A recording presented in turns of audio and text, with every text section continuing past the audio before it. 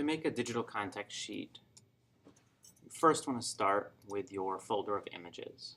So here's a folder I have, and in order to know how many photos are in that folder, I like to go up to View, Show Status Bar, and so I have 98 items in that folder. And then the first step, because that's too many to make into a contact sheet, is I go through and narrow down the images that I want. I can press the space bar to view them larger, and then scroll through them. This is from a carnival up in New York visiting my in-laws. And so I've tagged images that I want to use. So I can right-click or control-click and then tag them with a color to be able to come back to them more easily. I like viewing things in column view. That way I can go in and out of folders a lot more easily. Cover flow is kind of nice too. You can drag this to view them bigger. It's a little bit slower to load, I find. So now that I've tagged a bunch of images, I'm going to go up to Sort. So I'm going to click on the little gear and Arrange by Tags. And so here are my red images. And so I can see I've got 22 selected. And so I'm going to put these in another folder. So I'm going to do New Folder with Selection. And I can just title that Best, or Tagged, or whatever. And so that's the folder that I'm going to work from. So now I'm going to go over to Photoshop. And go to Automate, Contact Sheet. So here's my contact sheet dialog box. So I'm going to use a folder as my source. I'm going to choose that folder. And so it's on my hard drive, Carnival, and Best. So I'm going to select that folder. So I've got it there. There's no subfolders, but you can check that there. And my document is just going to be 8 by 10. You know, you could make it 8.5 by 11, but it'll print fine. 8 by 10. 300 resolution. I'm going to do rotate for best fit, and I want the file name as caption. And so I have 22 images. So if I go over here again, 22. So if I make it 5 by 5, that'll fit all of those.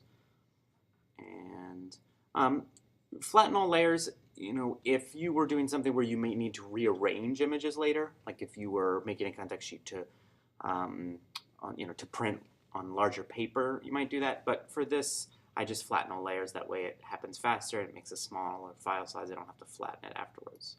So I'm going to click OK.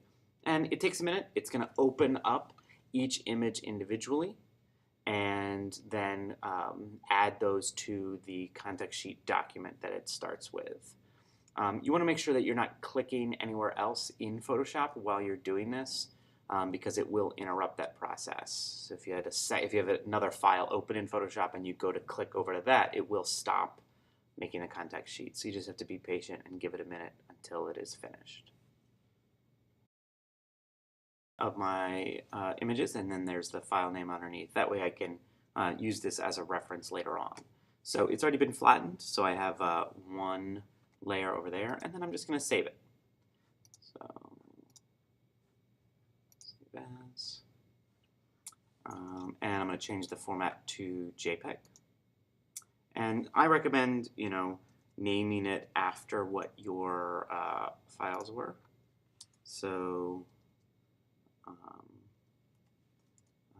will copy that and paste that, and then contact sheet. And I'm just going to put that in that same folder, so that, and I can even put it in the best folder, maximum quality. And save. There we go. Now, if I jump over to that contact sheet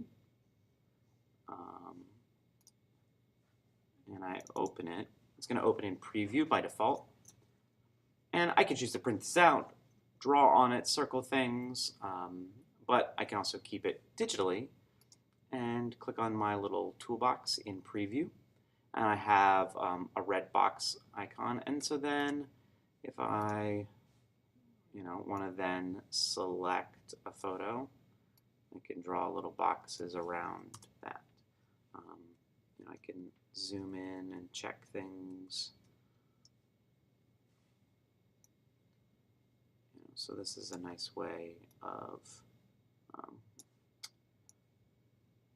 previewing images. And you can choose to not rotate for best fit. I just find that then it makes some images a little too small if you don't rotate them all to the same orientation.